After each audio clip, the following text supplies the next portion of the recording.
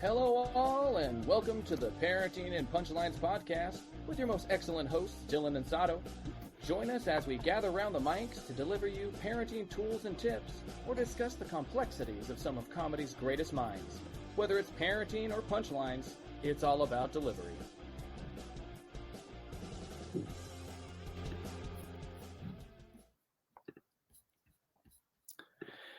Welcome, everybody. Welcome, Sato. How are you? That went well. We did it. Yeah. Every time. I think the music was a slight bit too low, but for next time, we can bump it up. We can bump it up. And we'll listen to it on the recording afterwards. For sure. All right, well, thank you, everybody, for listening. We got some feedback. I'm going to get a better microphone. That is the number one thing we're going to work on. I got to project because it sounded too quiet from what it sounded like, right? Yeah. Little too low compared to my voice. So we want to kind of be evened out and whatnot. So, it's all good. So, what's going on? What are you up to?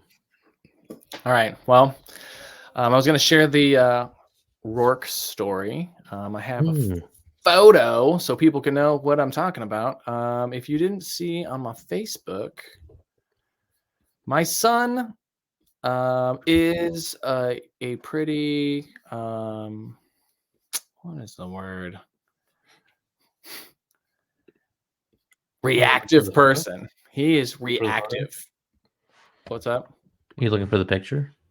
Yeah, I'm going to bring it onto the stage so you can see a picture of what I'm talking about.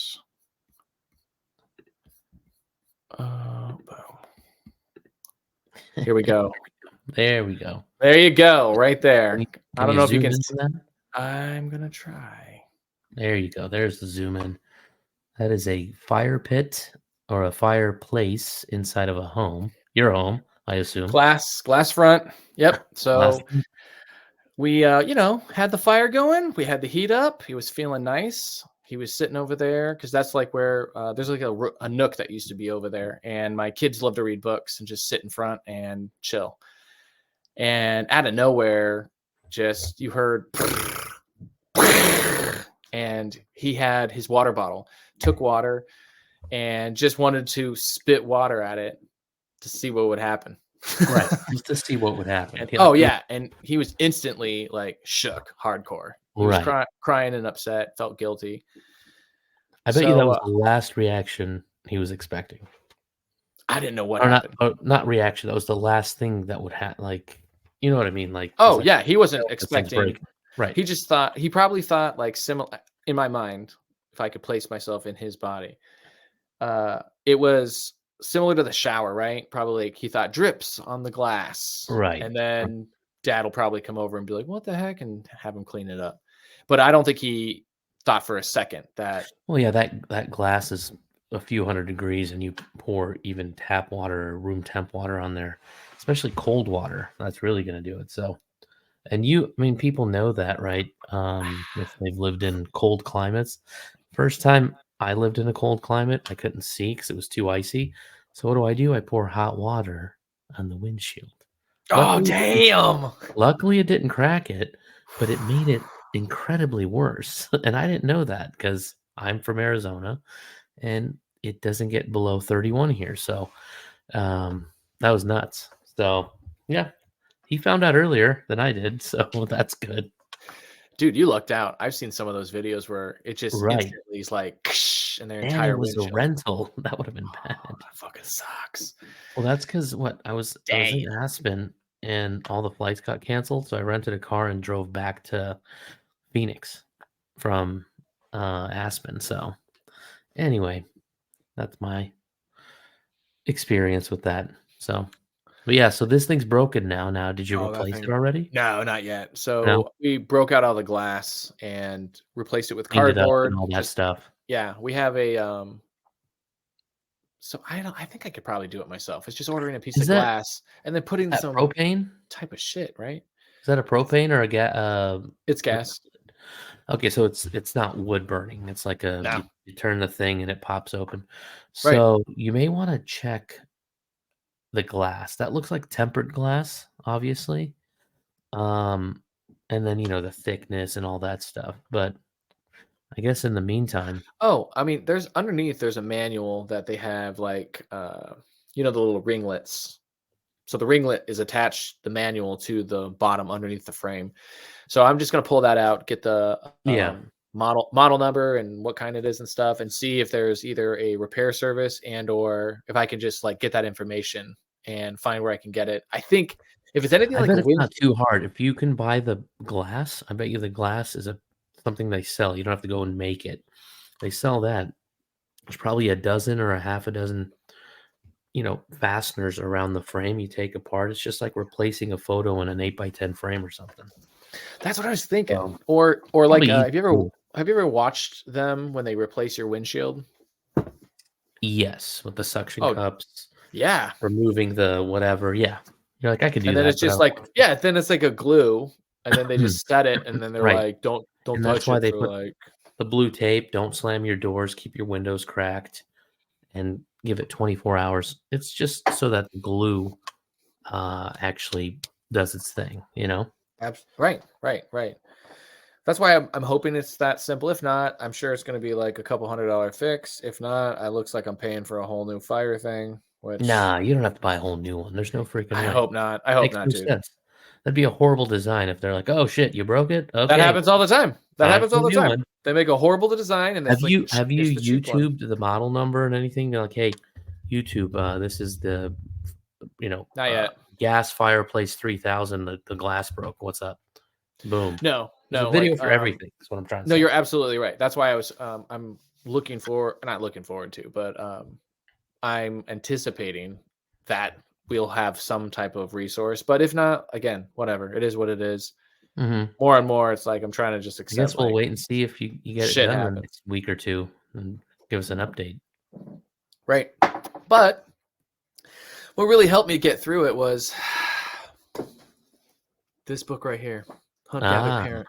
yes. Hmm.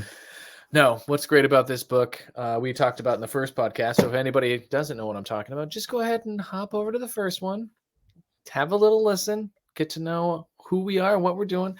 But no, there's a significant 3-4 chapters of processing your own anger, recognizing what kind of stems out of your own experience with your child and what kind of like causes these things, how to see it in the future, come up with a game plan, anticipate, do it, feel good about it, and then how to also like teach your child in those moments, like what you're doing, what do you say if A, take one course of action that you're proud of, or B, take a course of action that you're not proud of.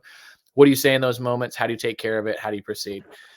And again, she is so awesome about explaining in a way where you're like, I'm going to do that. That's simple. I can remember that. I just got to practice it. So Hunt, Gather, Parent, that is the name of the book. Sometimes the thing you tell yourself, let's say, not to do or react or say, for me, it takes like 20 times. We're like, all right, let's try it this way now. And you kind of form your own way that works out. So we talked about this a little last week. So not only are you like, kind of being more nice to your kid and whatever, you're teaching them something. Like you don't have to react so badly over an accident like this or whatever. So you're just kind of fine tuning along the way. So this book, I think I got to read this book for sure. It's just nice. Like anything, the more of a resource you have to find the words of empowerment that make you feel confident in taking a step and being like, this is what we're going to do. Oops. And that's okay. I think makes you less reactive because now in your mind, when you feel that and it kind of rises up, because in my own experience, that's all I can speak from. Right. So when my anger rises up, like there's definitely like a moment where you're like, okay, I can take my breath right now. I can bite my tongue literally Mhm. or whatever. And then in that moment, that's where I like to try and go and like, okay, what resources have I tried to use? Yeah. What can I do? Right. So that's the space that I think she fills in really beautifully. So if you can, Well, she may be able to save me some time because mine's been all trial and error, and it's taken so long. Like you said, something happens, you want to immediately like be mad about it and be like, "What the hell?" But over time, um, it works better for you and your kid because the minute you escalate, they're gonna be like, "Boom, I got you. Right. I'm gonna Right. They hurt you." match your intensity. And then it's a tug of war, and it ends with empty threats, and then you're pissed. It's like, okay, And then what do? You what now? feel not resentment. You feel guilt for yourself, Yes, for right? being such an ass. So then you're like, you're over. So sometimes you will overcompensate because then it's guilt, right? You feel bad. Oh, I didn't act right in the moment. I'm going to make it up to you next time. Right. Listen, you and me, we're going to do tomorrow breakfast. Da da da da. Yeah, there's a great Instagram fucking reel. Sorry, a Go ahead. reel I saw yesterday. It was like, so I'm Middle Eastern, so just this next thing, I can kind of relate. The reel was American dads like coming back and feeling guilty versus Persian dads. You gotta, You're like, it's you fair. deserve it somewhere. No, actually, the Persian dads come in and they'll be like, "Hey, want to go get ice cream? Buy your cell phone? What's up?" Like they try to like buy the kid back instead of just coming in like the American dad. Hey, bud, sorry about that. I shouldn't have reacted that way. Blah. Persian dads are like, "Hey, you want a cell phone? Let's go." Yeah, You know, you totally. gotta see it. It's pretty funny, but yeah, back to what we were saying. I think I kind of have a shift that just occurred, and it's one of many from the moment I had children or became a dad to now. My oldest is 4.5, youngest is almost 3. It took that damn long to like morph into this new version of parenting for me. So I just don't get mad anymore. I'm just like, hey, let's talk it through. What's up? But that's a You know, journey, right? totally a long Like you journey. you weren't ready when Oh hell no. your Uh-uh. first child was 6 months old, right? You were still adapting to, "Damn, this baby Mhm. cries a lot. What the fuck?" And that was a different experience. You weren't used to just loud all the time and busy all the time. So that was your capacity growing. And like that's what all parents have to realize is you also are growing with your child. Like you don't know all the answers. You never are. I feel at least It's also for me, yeah, you never know in the moment. You're always supposed to be in the moment and be present, but in that moment, as a parent, you never feel, I think, confident in raising the child at that age, but you feel confident in all the ages prior. That's why your second child, and then your third and your fourth and your fifth, more and more, you're like, Psh, they're good. Yeah, I know he ran into the wall. Listen, I know a bump when I hear a bump. That child is right, fine. Your exactly. first child, you might be like, okay, we're going to the hospital right now. Why? Oh, That bump, geez, yeah. I don't know what that, I heard a thud and I don't know what that means. Right.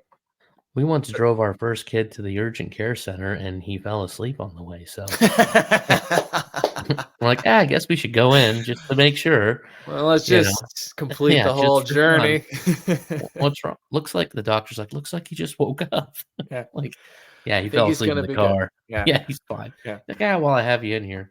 It's like, But "What why did you bring him in?" "I don't yeah, even you remember?" "I don't too remember." much crying, and then you do go to the books, and you're, like, inconsolable crying, you're like, "Holy shit, it's been 22 minutes, he's well." That usually means, like, 2 hours of just nonstop crying, like, "Alright, something's up, they can't communicate," you're doing the thing with the legs, trying to get them apart, Oh, that totally. whole thing. Yeah, you're like, any fucking thing in the book, just get it to Ah, stop.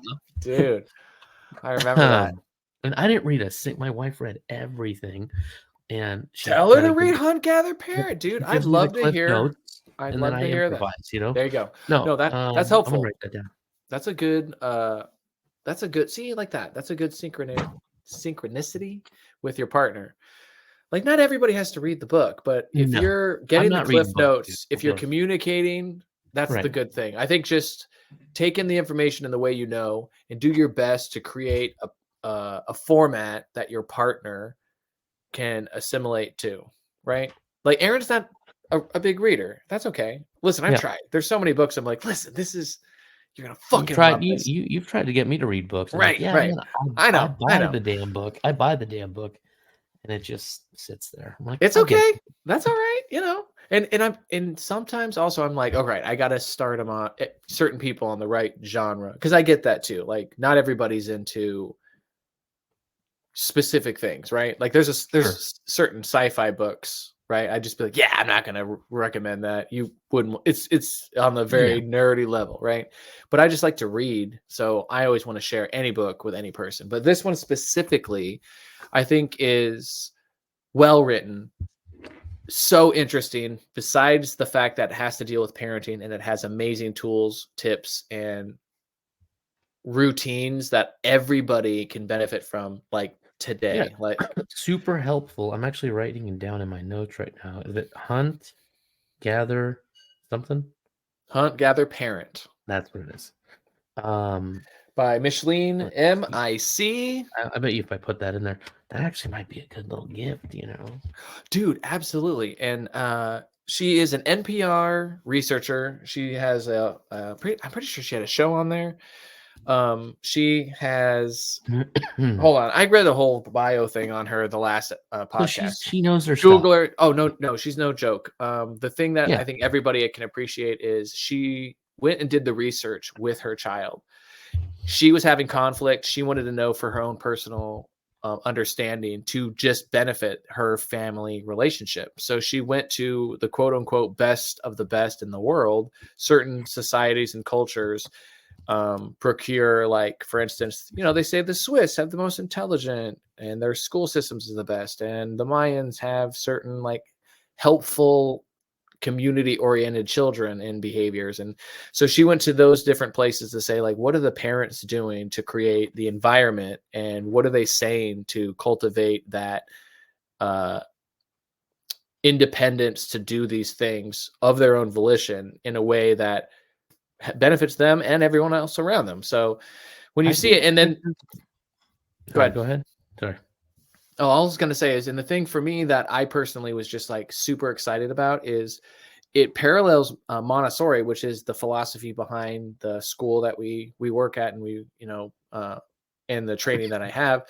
And it was just like, to me, like such a perfect manual to give to parents to feel empowered, but like, this is working, and to see like such, I mean, your children go to Montessori school, so I'm sure you Right. see benefits that you're like, wow, this is so cool. How did they do this? The book really is just emphasizes a natural cultural perspective on how to have that happen without Yeah, it seeming I'm not. so like, My question is blind because I have not read the book, and you're saying this woman goes to different parts of the world to see yeah. how parenting is done. The word distractions comes to my mind. Like, are we too distracted here to be able to implement some of the stuff they do out there? Chapter And 1 is about how our specific culture is different than a vast majority of the world, which right, I think more and more people are starting to understand. All cultures are different, it makes but sense because when you go to Sweden, it's primarily Swedish people. If you go to Italy, it's primarily. We are a diverse nation. We have everybody here, and then on top of that, you have a million different cultures, languages, ways of life, and you're trying to form it all into the U.S. The way of the U.S., which could be distracting, and then a few things could fall behind. Like for me, I moved here. I was a baby when I moved to the States, but I still had till the age 12 or 13. I was living like I was living back home, you know, yeah. until I got to a teenage year. So I kind of pride myself of being like American and Armenian, like very well. I've adapted to both cultures. Um, so when when all that gets thrown in, it could really mix a kid up. You know what I mean? So that was my question. Like, is it a distraction thing? And I think you said, yeah, pretty much it is. Well, I don't think it's necessarily as much as a distraction as the things that we grew up thinking are so normal and typical are founded on not as much science and positive aspects than what we normally thought, right? Do you have an example? Okay, so okay, so this is like a known thing. A long time ago, during like especially times of war, there was some tragedies that happened, right, all over the globe. So what would happen is there was like I can't remember the specific war, but there was a situation where there was infants. Like, hey, we got like 10,000 infants with no parents because war. That's just life. Because, yeah, they're gone. There's orphans. What do you want us to do? So there was women, nurses primarily, who were in charge of taking care of all these kids and making sure that, like, hey, we got like roomfuls of children to take care of, and they're all at these certain ages. So they started grouping them by ages, so that way they could easily be able to monitor and get to all of them and have the feeding and the changing and the cycles, because you're really just going through the room like, we got to do this. Like, yeah, you got to keep hello, these kids right? alive, basically. But based off of that information and knowledge, they started setting standards. And this is so far back when, right? So when researchers were like, hey, what's this go-to for, like, for instance, like, how many times do you feed a baby? What is the timing? Where did we get that? Right? Right. If you're not breastfeeding, how many bottles, and what's the timing? How one bottle per how many hours, per how many changes, per how many, all of that type of information, and how to and then also with other ages and how to teach them and how, like, the best things to do were based on trying to get them onto a system of timing. And that's why also it mentions like how factory of the time, we're talking about a time period when children were allowed to work in factories, right? So how do we get them onto a time schedule with bells, whistles, chimes, and schedules, so that way they can work and they can be workers, and they know a certain amount of language and a certain amount of math to read manuals, to be trained, to be exactly where we need them to be in the model of this industrial revolution that's booming. Right. So yeah, I'm like, again, it gets into that. So and that's just the history that takes you into modern education. Yeah, and that was a work in progress and evolving process to today. You know, like, imagine kids used to start work at like age 14, 13 back then. Right. That's just So what it was, you the know. book is basically saying, so because of those standards that were established, more modern understanding came from using those examples as the standard. And that's where you see, like, oh, it's not as much based on like how we actually learn or how children best learn, if that makes sense. So Maria Montessori, what was kind of like the holy crap of her whole situation was, she looked at children and said, like, okay, how does this child engage with anything that you give a child? When you give child Play-Doh, what is their natural inclination to do? What are they going to start doing? And if you start showing them how to do other things with it, what can you build off of that understanding? And how do they take that information and use it again? How do they repeat? If I show them to roll a ball, how effective is that? What do I need to do to get that concept across for them to permanently take that information, hold it in their head, use it as a tool, and show others, right? That's the idea. I actually have a good one tonight. During bedtime routine, both the boys wanted a piggyback ride to their bed. And I was like, all right, we're going to flip a coin because, you know, you said it, let's flip a coin. About 3 months ago, Jack would have never really known what the flipping coin thing was. So we do the coin flip, whatever. And, you know, Will wins, he goes first, but like, he still doesn't grasp the concept. He's like, okay, my turn, flip the coin. I'm like, well, no, you already lost. And you're out. Or Will won. So you're game over. You're second by default. But he's like, I still want you to flip the coin. He's like, heads. He's like, I'm ahead. I was like, okay. Heads. So right. It lands tails, and I was like, oh, it's heads. I flipped it to make it look like it was heads, but 3 months ago he didn't know that concept. So it's like it's crazy to see that kind of development right in front of your eyes if you're paying attention to your kids. Right. No, that's what I love about being a teacher, honestly, is because, especially like Montessori specific, I get to be with a lot of my kids if they're in the program from the beginning when they're 3 and they stay till the end when they're 6. I get them for 3 years. So that's unique to teaching. Usually you get them for a year, right? 1 year and So then the 3-year-old compared to a 6-year-old, I'm seeing kids who come in and huge. they barely can tie their own Oh, shoes yeah. and put on their own clothes. And then by the time they leave, they're reading, writing, Right. speaking 2 languages because we are a dual language school. Like, With Spanish? No, ASL, bro. Oh, I knew that. You don't I know. pair it up when it goes that way. When it's a visual language, it's different than thinking of it as a spoken language because it's not, right? It's a visual language. Right. But on that note, I saw you take a little sip, and Jimmy, are we supposed to is that No last names. Just Hey, keep it Jimmy. Hey Jimmy, we know you're listening. Just Jimmy. Jiminy was Jiminy Cricket. That's what we should start calling. Jiminy Cricket was wondering what kind of what are you drinking? What are you sipping on there? Tonight, it's empty now, but I usually do me a red wine. Okay. What kind? Tonight it's actually I took a picture of it. I forget what it's called. What's it called? Let's see. Damn it. I don't have it. It comes in a box. Box wine. And it's pretty good. It's like a half a bottle. And it might be called Little Black Box. Cabernet. Nice. Okay. Yeah, $5. Good time. Oh, for a box. Okay. Half a box. Half. Okay. I was like, damn, dude. Not a full, not the old full the box. What the hell was that called? But no. Okay. They're doing wine in a box in a can now. It's really weird. Wine in a can. Greatest idea ever. I mean, honestly, I saw that on you know why? Always Sunny, and I was like, do that. Well, people go to, let's say you go to a picnic or something, and if you want to bring some wine, nothing glass, just bring the box, pour it in a paper cup, you're good to go. That's if you really want to have some wine at 2 p.m. at a kid's birthday party.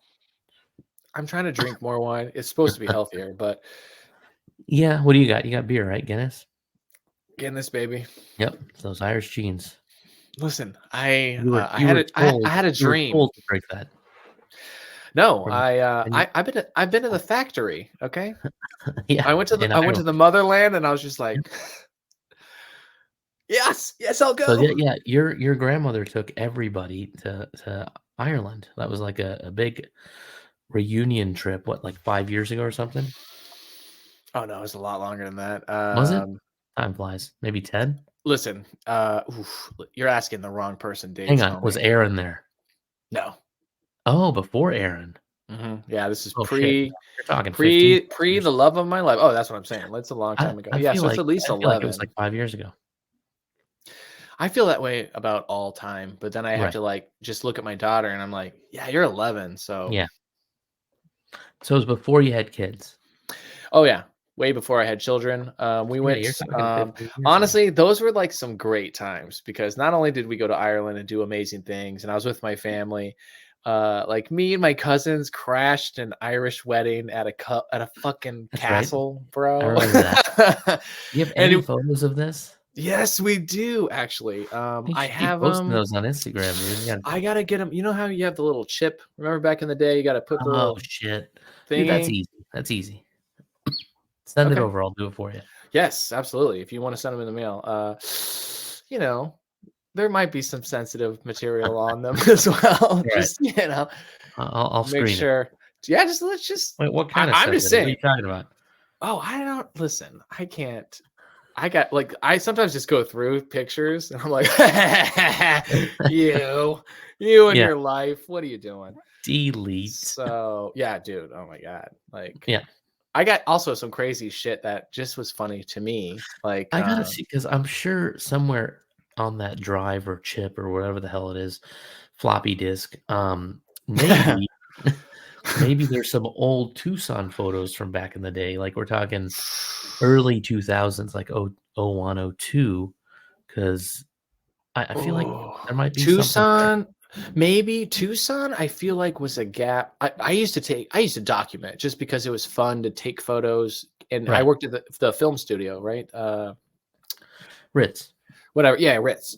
Yeah. So, but I think Tucson is where it's like, that was like, I have a ton of Tucson photos, and those pricks, Joey and Kyle and Turtle. I know they have a bunch too, and possibly Delia. I have some. I have like one roll, and it's all of Joey really hammered, and us like Well, riding on his that was face, and then he falls over, yeah. and then Those like are the same ones another I night have. was whipped cream, and another night, yeah.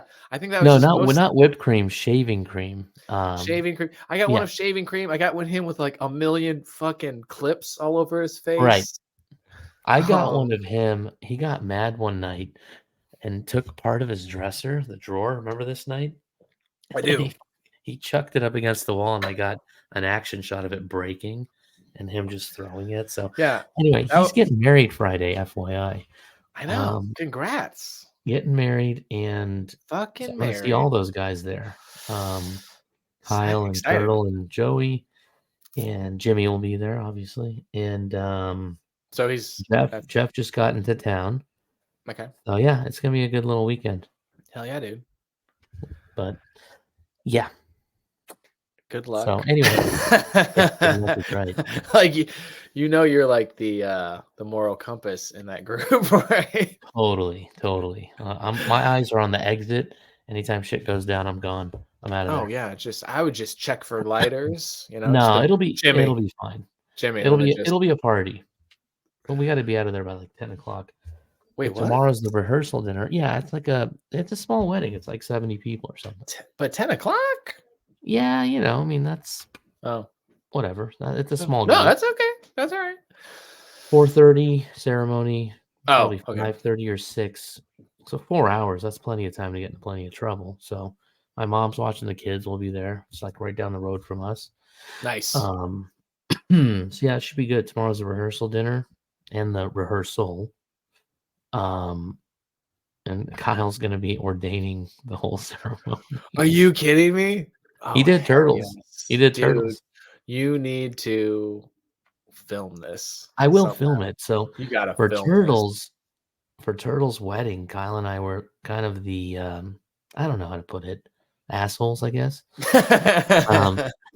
The rehearsal dinner, the rehearsal for the wedding prior to the dinner, Kyle and I had been drinking all day long. And he manages to get up in time to make it to this thing. I was like 20 minutes late. The wedding planner's like, I'm gonna kill this son of a bitch. We made it through, but Kyle, he nailed it on the day. He nailed it, and he will do the same for Joey on Friday night. But yeah, I'll probably be like filming, the whole time. So better. I mean, also enjoy it. Like, be present, but totally, yeah. See if you can hide it. Just pop it somewhere. Get one of those little, the head cam. Be like, yeah, what's bending up? Oh, dude, if only. Or just glasses. Just show up with glasses. He's like, what? Oh, yeah. Like, getting older, man. Or maybe just a pin with a little camera in it. There you go, brooch. Like, yeah, exactly. Surveillance. Oh, hell yeah. But so what else? What else is going on? Well, you tell me. I heard that you're looking for a new school, or you're looking just for No, just a school. So yeah, like you mentioned, Jack is in Montessori. So his birthday's October, so he can't really go to kindergarten this year. Mm-hmm. So it's next year. And if you know my wife, she does shit way in advance, which is fine. Touring a few schools, seeing what's out there. Charter, public, private's Right. out, not interested. And if your kids are in private, cool, just not for us. We're leaning towards just the public school that's down the street from here. I forget what it's called. They're all desert or mountain or a shadow. I don't. Yeah. It's all the same. But we liked it. They got a good. It's called STEAM. You familiar with STEAM? Yeah. Science, technology, arts, yada. But they do a lot of field trips. Yeah, they do a lot of field trips and hands-on stuff. The one drawback, no windows in this whole damn school. Oh, is it Built basement? in the No, but it's built in the 70s and it's all cinder block. But they have 3 recesses a day, so How I'm long? good. 15, so 20, Eee. 15, and 15. Plus they get to where do they eat lunch? I think they go to a cafeteria. I mean, we went to high school. I'm sorry. Our schools, I think that's how they built them here. That's just how schools are No, it built makes here. sense because you're heat, dude. It's Hot. hot. Yeah, you You try to wanna like so save that makes money, and sense. Yeah. so that Um, was the feedback on not the feedback, the issue the wife had with that was no windows, and I'm over here like, actually, I didn't even open my blinds till I got married. I was like, "Whatever, just leave everything closed up. It's nice and dark in here." I well, like it dark. how and it's just Common Core, right? Yeah, the math is a little different, but I don't mind it. Um, yeah, I mean, I felt probably best at that school. The other one was a charter school with uniforms and all that stuff, which was super organized and structured, but I don't know, like, they weren't letting kids put any brands on their not phones, no phones, but lunch boxes, like, you couldn't have, like, a Right, Van right. sticker or whatever. To Yeah. me, that's a little too strict. It's like, if you like some Vans, if you like a band, throw the band sticker on there. Hmm. I want my kid to wear a band shirt to school or something, and I'll, teach him what songs they are in case anybody quizzes him. So, Right, right.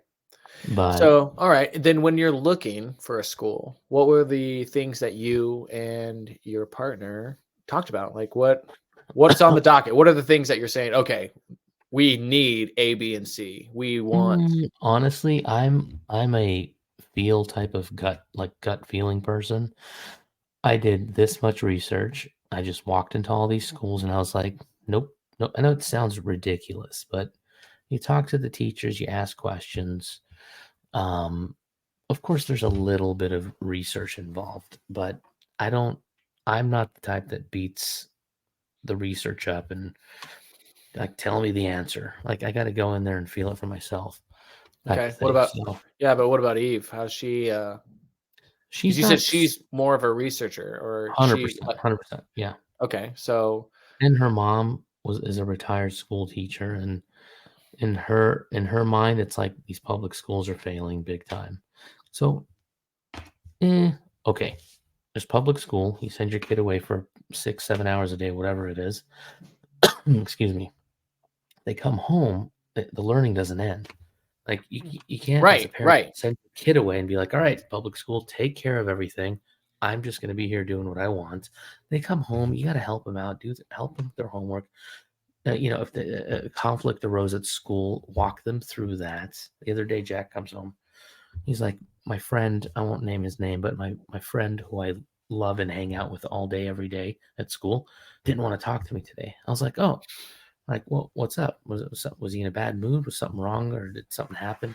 And then the next day, like he talked it out with him, and everything was fine. So, just little examples like that. Like you just bottom line, you send them to school, they come back, you're still available for more support, especially when they're that small. So I felt that way at the public school. I'm like, you know what? This school's fine. Yeah, no windows. Big deal. I'm good. No, I mean it's a small price to pay, but I mean sometimes I think unfortunately that's the nature of the game. Right now, if you think about it, how much is square footage anywhere, right? You got to pay. Like, and Hmm. that's just how it is for schools as well. Like they have to do the same thing. Utilities are utilities. You know what I mean? Right.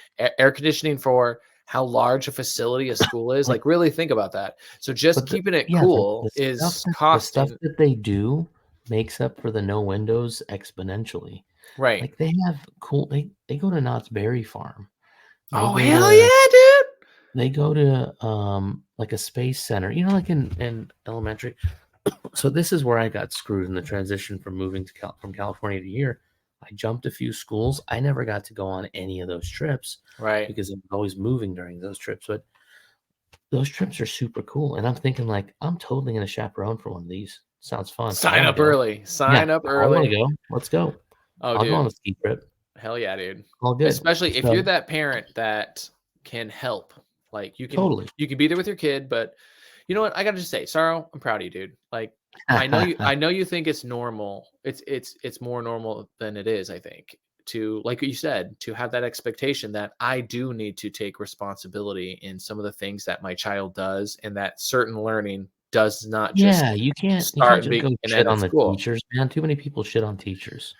Fucked up. No, well, and not even that, just that it's your child, and I hope Mm. that everybody feels that the best like, even a teacher, okay? Even if you were to say, like, that's their job, that's like, I'm not as qualified as them. They went to the school, they were educated. That's why they have a master's degree. Okay, great. I get it. Right.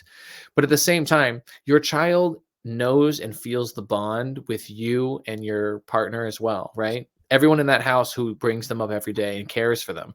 So Right. your modeled behavior is more of an impact than any lesson drilled into them 8 hours a day. So I Yeah. can tell them one thing. I can tell them the sky is blue all day long. But if you comment at home casually that the sky is red, they will Right. tell me that I am wrong and that the Exactly. sky is red, even if Yeah. they look up and they see blue sky.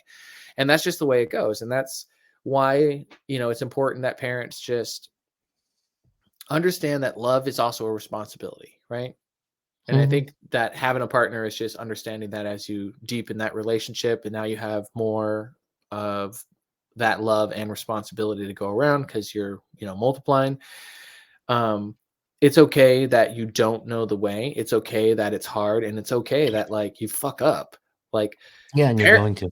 like, Yeah, you're going to. you can't be super hard on yourself, you know what I mean? Right. Right. That's the thing. You can't be hard on yourself, and you can also not try not to compare yourself as a parent, your kid as a child to the other kids, and do it not at your own pace, but at your own, like, like, don't worry about all the bullshit and all the noise out there. Just do what you can. If you Right. have questions, reach out to other parents who maybe, like for me, I may reach out to you in a few years and be like, hey, what was it like at age 7? And if something comes up, like, oh, and usually the answer is pretty much the same across the board, you know. Absolutely. Um, And if any of you are wanting to reach out, why don't you reach out to parentingandpunchlines@gmail.com, and or you can flash it on maybe the screen. you are killing me. You want me to Not flash right. that on the Give me No, you're access right. then, I should have. and I can do No, you're that right. easily. I will. I appreciate it. I will Boom, do put it that. on there. Be a banner I that would fly just across. fantastic. No, I signed up for that so we can get some dialogue going. People have already reached out through the most obvious Facebook, channels of right?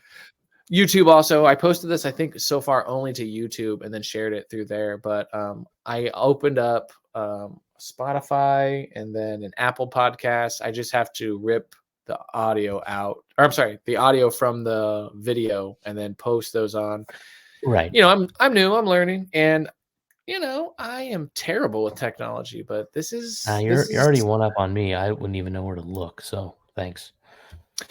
no problem. Like, this has been exciting and challenging, but it's fun to, like, try a new flex, even if it's out of your comfort zone. So Yeah.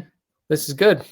Hopefully I people get something out of this, and feel free to shoot any questions our way. I mean, we don't know everything or close to anything, or sorry, close to everything, but maybe throw a few questions out.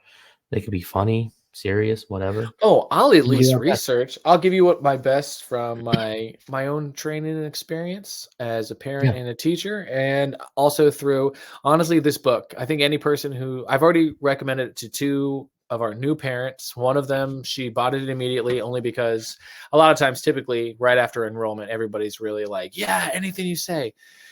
She read it. She was like, I'm almost done. She's like, in a Yeah. week, she's like, just chapter 1 spoke to me. Chapter 2 made a lot of sense. She's like, I tried things from chapter 3, 4, and 5. And then she's excited to finish it. So the more and more people show interest, I've already kind of developed a class. So I didn't want to push that down on anyone, but that's just something that is available, that me and Aaron are always trying to create resources for parents, create resources for families, especially as we're moving along with the school.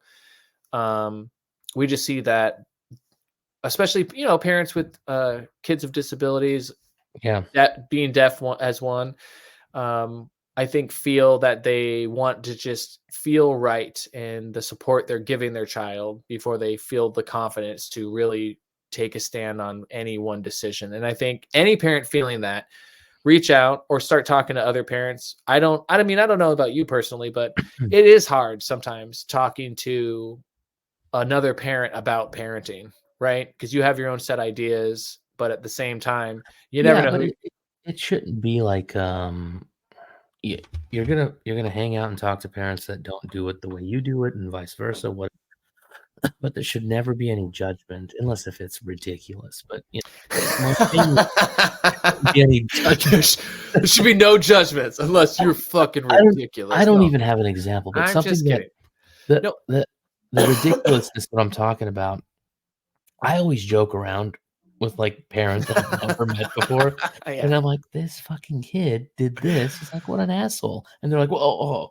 I'm like, "I don't really think my kid's an asshole. It's just Right. funny to Right. say it that way because that's my personality." But yeah, like you said, I'll get stumped on some shit, and I'll be like, "What in the hell? What's this all about?" And it's funny. Before I had kids and had the balls to speak out about what it's like to have kids, there's a whole skit on it. Turtle at one point would say shit like, "Oh, well, this happened with my son at 2 months old." And I'm like, "You're good. Don't worry." Just like discounting. He's like, "Oh, you just fucking wait." And I have to have 'cause he was absolutely right. But now I don't say shit to anyone because I don't know your situation, and I'm not about to assume Dude, your situation that's because I'm not there. something I just feel like is what you just said hits it perfectly for life. Like Yes, that's yes. something I have to remind Not myself just all the kids, time. life. Like even in traffic, like this dude cutting across traffic. I normally, like back in the day, you remember, I used to like Oh, do yeah. the sprinkle fingers, like you're about to get in an Yeah. accident and you ain't gonna Exactly. recover, bro. Yeah. I just cursed your vehicle. How do you like Jump that? jump in front of a fucking Oh, truck. I used to love to sprinkle fingers. People was like, "Oh, you ain't surviving the day, homie. Sorry, Yeah, boom, not with that dead. driving." Mm-mm. But Yeah, then I thought no, about but it and I you're was like, you know what? right. I've had those days. I've had those days where I was like, fuck everybody. I need to just, Or I got stuff hey, to do. hey, I got to just get it or done. maybe People are counting on he me. has, explosive diarrhea and had to get the fuck off the exit to go find a Hey, ship. hey, It could I've be been there too. anything. He Prairie it dogging. it could He's be been prairie dogging for like 9 exits, man. He's doing his best. it could be anything. And we talked about this, taking things too personally. You don't have to. Walking into a convenience store and the clerk's a total jerk off. It's not because of you. Something's going on in this guy's mind. Leave him be. You don't have to be like, "Hey, you asshole." Well, it's like, who are The you gonna set straight? Get the fuck out of fuck here. does that mean? Is it your job to set Yeah, people straight? No. right, I right. used to think it was, and Oh, I listen. used to get angry, and you've seen it firsthand. Oh, listen. We've been But there. yeah, We do. but Okay. All yeah, right. Listen. Hey, exactly. you cut Not in doing line. that shit. You cut Yeah, in line. He's not doing absolutely that right. shit. Oh boy, those are the days. Balls of steel. Yeah, no, I was impressed. Listen, I was impressed Oh when man, you can walk up to somebody and just be like, "Hey, man." I was like, there's "That's too pretty many awesome." stories. When you If there's way too many stories of me should have gotten my ass kicked and didn't for some confidence, odd reason. All confidence, good. baby, All confidence. good. I That's think also exactly facial hair. You're just like, I can't mess with it. He has possible. a Yeah, you might be right. battle ready beard. I was actually talking to my clients that I do a lot of work with, and today we FaceTime because I was showing a property and he hadn't seen me in like 4 months. So this shit's huge. Like before I had it close to my face. He's like, "Oh, your beard is huge." I was like, "Oh yeah, yeah." But I've been kind of fucking around with that thing. But I don't even realize it because it's just always there. But Yeah, but anyway, good times. it's funny. Confidence. Yep, yep, yep. Confidence is K. Confidence, baby. Um, what was I gonna say? Off topic, really off topic. I don't know if you follow the crypto market, but holy shit, something's going on. Tell me. No, I don't. No, I do not I follow the won't get crypto. into the details, but it went from doing this and now it's like take it off. Something's going on. Your Litecoin and Bitcoin and that coin and this coin. I know. But I'm Listen, when people were like digital money, I was like, yeah, have fun with that. Listen, I like to you never hold know. it. No. To put it into like a Mm-mm. dollar perspective, you can buy, let's say you buy a share for like a penny and the shit goes up to like $1 and you have 100,000 shares. Well, you have $100,000 now. Fat chance, I'm not saying go out and do any of this shit, but if you have $100, yeah, throw it in there. See what happens. Oh my Lord. It's just $100. Listen, It's not if even I'm a gonna dinner throw it these into days. anything, I'll invest in, I choose things that bring me joy, that I at least know something of an understanding of. Yeah, there might be a Because return there's a later. million billion things that you can put your money with and for, right? And I look at my money, if I'm investing in something, that is a tool to move something. So I'd rather invest in a project, I'd rather invest in something developing. I don't know. Because then if I lose it, I'm just like, at least I tried to get the fucking, water engine car off and Right. going. No, this is this is strictly like a take your money. You either have two choices. You could either rip it up and burn it, or put $100 in towards one of the coins just to see what happens. More of a return if you invest in. Granted, it's a super volatile roller coaster. You should see the thing. It goes like it's like up and Yeah. down. Good. So it's not a sizable investment. It's $100, and if you feel like messing around, pop it in, see what I think happens. it's the new sexy, like, okay, check it out. This is cool and the trendy thing You to. can get hurt, I'll tell you that much. Not from personal experience, from hearing other people, but for example, I've had my money in my account for 3 years. I haven't touched it. It's gone all the way up to I don't want to tell you because I'll get angry.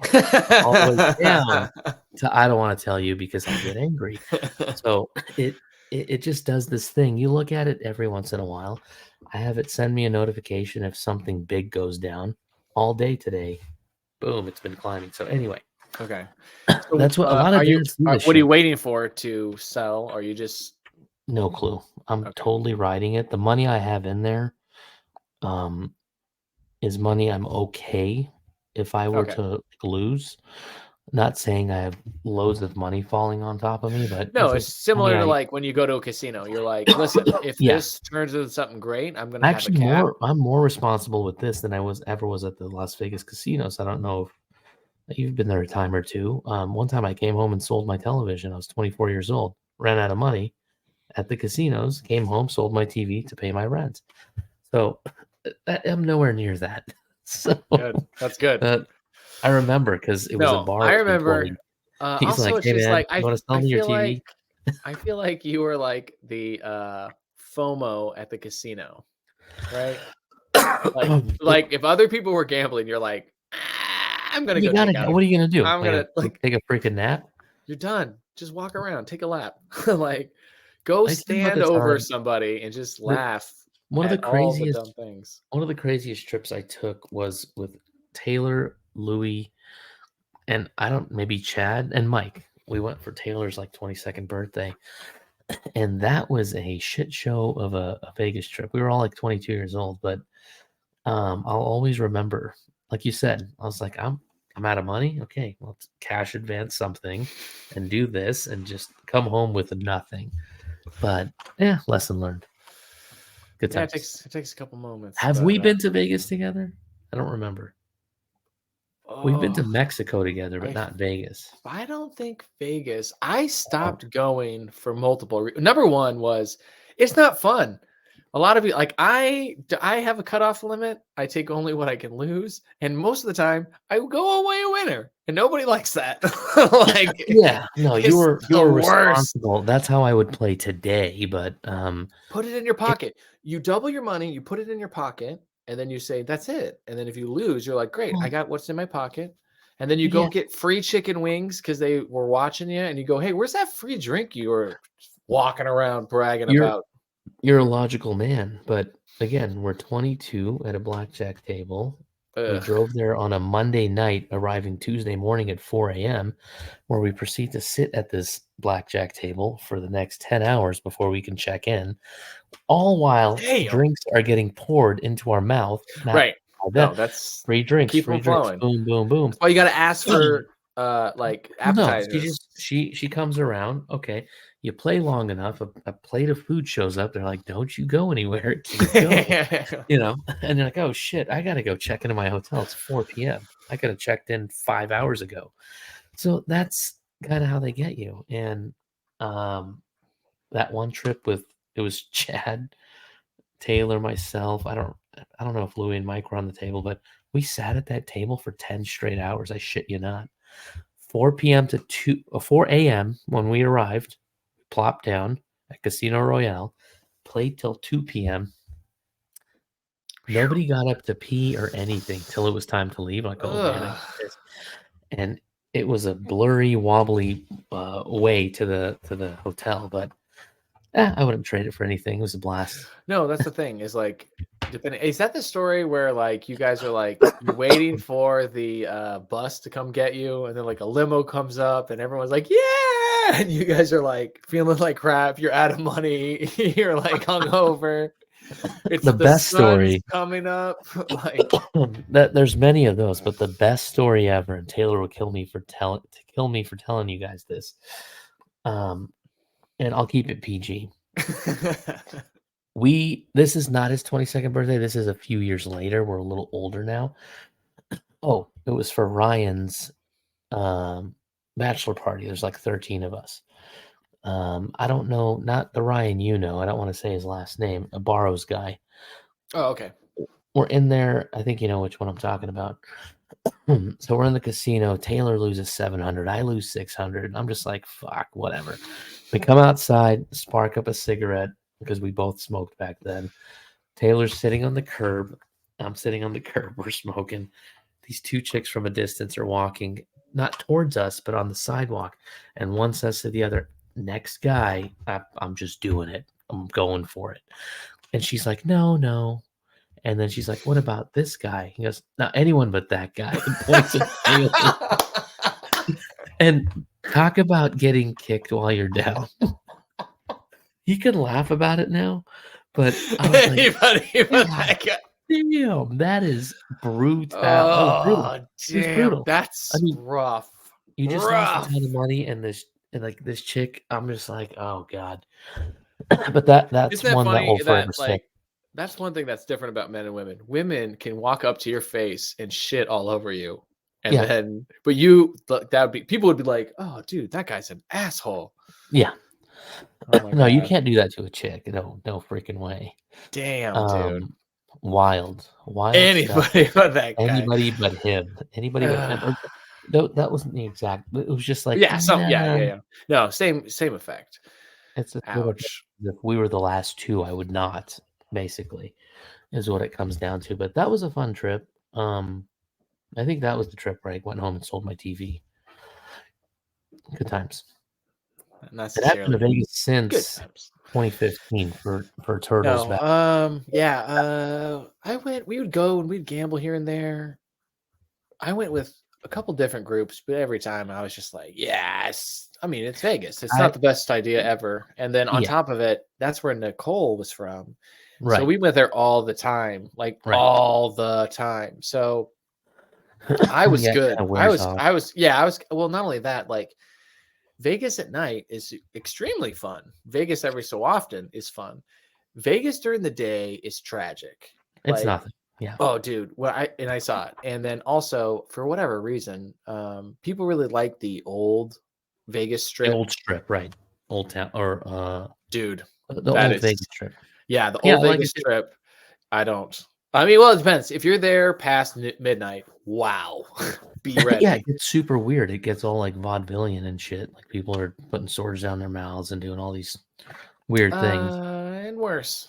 Yeah, worse. I don't mind vaudevillian. I'll take that. for a 20-something-year-old on a budget, we used to stay off strip for like $19 a night. 4 guys sharing a fucking room. You'd each throw in $5 in the pot. There's one night. It's $20. You got 4 nights. You know, these dingy ass shit hotels. Oh, dude, the best was the Luxor horrible rooms. You've never been? They have the best low rate deals, but that's because like it feels like every room has something leaking. Oh, totally. Total Like shithole. the whole place smells weird. Where you're like, Yeah. are you guys like How gonna many clean? people Are they died in cleaning this it? room? Who Yeah, knows? seriously, it's We a weird our building. go-tos were Imperial Palace, the Desert That's yeah, Sahara. Sahara yeah, was like $30 a night on the yeah, strip in the yeah, middle of the action.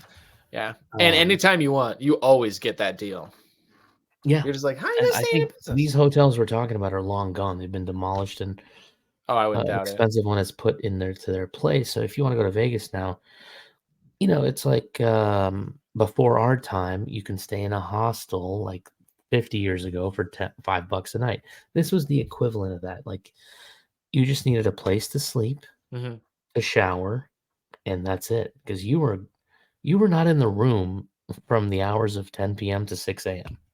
It's You true. slept during the day and you did your business at night. So getting kicked out of various places, there's But big also, stories. like, it was amazing, like, what things you could do and nobody like, you remember Kyle's freaking Oh, what his is it? bachelor party. Yeah, like, the golf Yeah. balls out the window. Oh, Jesus. Yeah, I hardly remember that stuff. It's like, how the fuck did we not get caught? Well, that's what I'm saying, it's like, there's multiple people screaming on the Insane. street at us. That's why I was like, we didn't even get a knock on the door. Nobody came up. Nothing No. happened. But that's Same because thing like, with, that place, I think it was that hotel. was it downtown Vegas? I don't think it was. I don't Kyle's remember. way too bougie for that. He's like, "Oh, downtown. No, no, no. We're staying on the strip." I'm like, "All right, take it easy." I don't know. Yeah, I don't know. But Couldn't for Ed, our friend Ed, who unfortunately passed away very young, his bachelor party, the windows on the old strip open up all the way. This motherfucker, he was throwing chairs out of the goddamn onto the next rooftop. Then he goes for the TV. We're like, no, no, no, don't do that, because that could like fall through the Dude, roof. Ed was awesome. He's an insane dude. Like, great time. Yeah, But when it hit his lips, boom, over. He yeah. was party Ed. Oh, no, for But sure. Like, there was, like, different people certain people had, like, a very you know what I mean? Like, they like, certain things they would never conceive, and then all of a sudden, like, they drink, and you're like, "Dude, like, yeah, you're that yeah, guy." I'm gonna race him. No, totally, yeah. Dave, I'm I'm, gonna I'm, race. I'm gonna race him. Yeah, Sometimes gotta sometimes you gotta race. race. Exactly. Dave Chappelle, thank you. Thank you, We Dave should Chappelle. highlight some of his stuff. I mean, You he covers need to everything see him, by the way. live. I know. Just in general, like, he's a good dude to just I get just under watched the your last one. Oh no, I listen and take in everything Dave Chappelle has said, from his comedy to his sit downs with, the Actor Studio or Dave Letterman or whatever. Like, the guy has a philosophy of life or on life that is one that I want to mimic. The guy's he's amazing. He's a well-rounded, amazing dude. Period. His last Oh, I really stand appreciate. great. Yeah, and I think he also, like, he even tries to, like, if you really look and listen to his comedy, I think he's going through a natural progression of just thinking out loud. Yeah. And I don't think he's saying any, like, "Hey, I'm right, I'm wrong." He just has a natural, like, "Hey, I tease everybody and everything, and I'm gonna," and including himself. Like, listen to his stand up. He makes fun of himself, and he makes fun Totally. of his relationship, and he makes fun of, like, what his kids look like, and that's just part of. And I think that is a good place to be as a person, is that you're just trying to make light of everything that is super heavy, because when you get in that habit, I think it's just easier to live life. Yeah. And everybody, and this is like, if you look at comedy, it doesn't matter what comedians you like, but if you just watch them and you see how the audience reacts and you see how they deal with hecklers, one thing you'll see, a common thing is, everyone's laughing and having a great time until there's one joke that just is a little bit more specific to you, and you take Right. offense to, because you're like, "Hey, that's sensitive to me as an individual." Yeah. It doesn't mean that that comedian's wrong, in that you're right, and that Mhm. it's, unrealistic or, unreasonable expectation. But that's just, I think, part of life that we all have to accept. Like, yeah, if you feel a little wrong, okay, get up, take a moment, step out, or take a breath. Why? Because you were just laughing at all those other jokes. And until you got offended, it was okay to poke fun, and it wasn't that big of a deal. And it didn't, but those other people or someone else, like same thing, it might have been taped and then filmed. And then that first 10 minutes that you laughed at, someone could have been like, well, you're insensitive for laughing at that. Yeah. Right. Everybody could be insensitive for laughing at anything, right? But everybody can take. When I'm at a comedy, yeah, exactly. When I'm at a comedy show, if it's funny, I'm laughing, and you can tell some people are like, I'm not laughing at that. Like, that was a good joke. Come on, you know. And then if it's an overwhelming lull, the comedian's like, whoa, and then he'll lay into the audience like, come on, give me a fucking break. Like, that's not. It's a funny joke, you know. But yeah, we're due for another comedy outing. It's been a couple months for me, so like to go out and actually see a comedian. So yeah, dude, it's a great, really great's coming, but you know, keep my eyes peeled. Yeah, I feel like Nate Bargatze, I feel like he's coming through. He is, but he's doing larger venues now because he's now big time. So I don't do it. Like the max venue I would see him at is like a 2,000 seater. He's playing 20,000 seaters now. It is different. It is different. Yeah. I don't like it. Not to be a snobby fuck, but I'm just like, hey. That's why I like them at Stand Up Live when it's like 400 people. And and if you can get like those really small clubs, like there's a club that's actually in Southeast I want to go to. It's just like they have weird times. It's just also Portland. Portland has things where sometimes they'll share a building space with something else. So during the day, it's right. So there's like a Monday or Tuesday night one, and I want to go to it because two people. One of them was Ron Funches. Yeah. And is he local there? No. This is the club he was at. Oh, okay. And I appreciate Ron Funches, but also there's someone else. Like there's a couple of just good people who've come through this particular club. That are notable, yeah. Yeah, and it's a smaller, intimate club. Yeah. I when we were there, we went to a comedy club. I don't remember what it was called. It was in Portland. And I don't remember who we saw. I'd have to go back and look. But Portland does have a lot of comedy, for sure. Because we have a lot of small little, we have buildings all over the place that are like historic, and it's pretty cool, and it's easy to throw it, make it into a stage. Like a Tempe improv type of place. Do you have anything like that? Yeah, we have the Helium Comedy Club, that Southeast one. Then there's also certain theaters that'll just host comedians coming through, like the Aladdin. Right. Bigger venues. With bigger those aren't like that big. Those are like movie theaters that were combined into other spaces. 500 seater.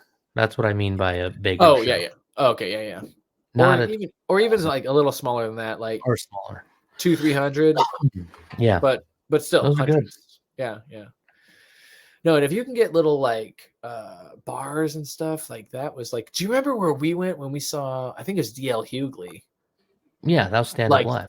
That place, yeah. What does that hold? 400. Really? It didn't seem like that many. But because you were in the front flipping row. But even looking back, okay. I feel like that was at the Tempe Improv, and I think it's fine. I'll revise my number to 350, but it was 3 to 350, pushing the 350 mark. Yeah. And 350 is not a lot of people. It's not. It's really not. It feels like it, but when you look at it when everyone's sitting down and like there, you're just like, okay, this is not. But there's no other way to watch a comedy show unless if you're up front. I've gone to comedy shows, purchased tickets late, and sat in the back and had a good time. But I'm like, dude, I'd love to be up front because I don't mind if they pick on me or whatever. I'm like, yeah, bring it. It's fun.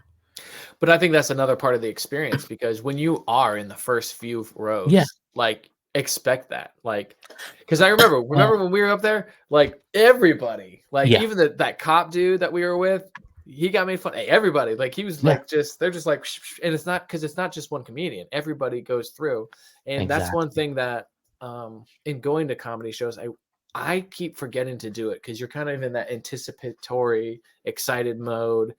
but I want to watch and see, like, are they over there being like, hey, dude, I'm going to get that guy. All right. That Right. dude's mine. Like, I'm going to tear him into especially if you're that dude's mine. I was at the Adam Carolla show a few weeks, like 2 months ago, and there was a guy in the audience wearing a ball cap, and his glasses were up. His sunglasses were up here. Adam looks at him and goes, "You voted for Trump, didn't you?" It was hilarious. It's just hilarious shit. Like, just stuff like that. Like that he just picked up on that and he ran with it, and the place exploded. It was hilarious. And then he did a Biden joke to, balance it out, and it was fine. It was hilarious. Yeah. And then actually his opener, I was like in the very back row with my cousin, and she was like a half Persian chick, and she called out any Middle Easterners out here, and Remy's like, this guy. And I said something, and she said something to me, and I was like, what? He goes, yeah, he's white or something like that. But we couldn't see each other. We were so far away. Right. For some reason, I'm always engaging with the comedian one way or another. So, and it's always because of my background, like my Armenian background. So it's pretty funny. But yeah, got to get back out to a show. Well, hell yeah. Let me know who it is. I definitely want to check it. Well, I think we need to wrap this up. I think you are correct, sir. Well, thank you, everybody, for joining us. You've been here with Saro and Dylan. We are really grateful, everybody. If you want to jump back on and get some questions answered, we can meet that demand at parentingandpunchlines@gmail.com. Yeah, any questions? Or anything you want us to, or comments, let us know how, my terrible sound is doing, or if there are any other things you want us to see, themes we can explore, drinks we can try. Yeah. All right. Thank you, Saro. Have a good night. Yeah, man. Have a good night. See you guys next week. Same time, same place. Peace.